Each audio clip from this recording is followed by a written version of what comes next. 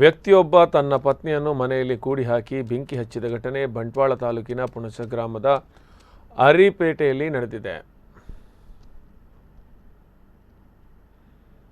ಮೊಹಮ್ಮದ್ ಕಬೀರ್ ಎಂಬುವರು ದೂರು ನೀಡಿದ್ದು, ಆರೋಪಿ ಗೌಸ್ ಜಲಾಲುದ್ದೀನ್ ವಿರುದ್ಧ ಪ್ರಕರಣ ದಾಖಲಾಗಿದೆ. ಮೊಹಮ್ಮದ್ ಕಬೀರ್ ಅವರ ಸಹೋದರಿ ಫಾತಿಮತ್ ಬುಷ್ರಾ ಅವರನ್ನು ವಿಟ್ಲ ನಿವಾಸಿ ಗೌಸ್ ಜಲಾಲುದ್ದೀನ್ ಎಂಬಾತನಿಗೆ ವಿವಾಹ ಮಾಡಿಕೊಟ್ಟ ಬಳಿಕ ಇತ್ತೀಚೆಗೆ ಸುಮಾರು 1 ತಿಂಗಳಿಂದ ಮನಸ್ತಾಪ ಉಂಟಾಗಿತ್ತು. ಮನೆಯಲ್ಲಿ ಇದ್ದು 10 ದಿನಗಳ ಹಿಂದೆ ಗೌಸ್ ಜಲಾಲುದ್ದೀನ್ ಕಬೀರ್ ಮನೆಗೆ ಬಂದು ಅಕ್ಕನನ್ನು ಕಳಿಸಿಕೊಡುವ ವಿಚಾರದಲ್ಲಿ ಕೋಪಗೊಂಡಿದ್ದು, ಶನಿವಾರ ಮಧ್ಯಾಹ್ನ ಮನೆಗೆ ಒಂದು ಬಾಟಲಿಯಲ್ಲಿ ಇಂಧನವನ್ನು ತಂದು ಅಕ್ಕನಿಗೆ ಅವ್ಯಾಚ್ಯ ಶಬ್ದಗಳಿಂದ ಬೈದು ಜೀವ ಬೆದರಿಕೆ ಹಾಕಿ ಮನೆಗೆ ಬೆಂಕಿ ಹಚ್ಚುವ ಉದ್ದೇಶದಿಂದ ಮನೆಯಲ್ಲಿದ್ದ ಸೋಫಾ ಸೆಟ್ಗೆ ಬೆಂಕಿ ಹಚ್ಚಿದಾಗ ಬೆಂಕಿಯ ಜ್ವಾಲೆಯು ಹಬ್ಬಿ ಅಲ್ಲಿದ್ದ ಸೋಫಾ ಸೆಟ್, ಧರ್ಮಗ್ರಂಥ, ಹೊದಿಕೆಗಳು, ಅಕ್ಕಿ, ತೆಂಗಿನಕಾಯಿ ಹೊತ್ತಿ ಉರಿದು ಸುಮಾರು 10,000 ರೂಪಾಯಿ ನಷ್ಟ ಉಂಟಾಗಿತ್ತು. ಈ ವೇಳೆ ಕಬೀರ್ ಇದನ್ನು ಆಕ್ಷೇಪಿಸಲು ಬಂದಾಗ ಕೈಯಿಂದ ಹೊಡೆದು ದೂಡಿಯಾಗಿದ್ದ ಪರಿಣಾಮ ಗಾಯಗೊಂಡಿದ್ದಾರೆ. ವಿಟ್ಲ ಸಮುದಾಯ ಆರೋಗ್ಯ ಕೇಂದ್ರದಲ್ಲಿ ಚಿಕಿತ್ಸೆ ಪಡೆಯುತ್ತಿದ್ದಾರೆ.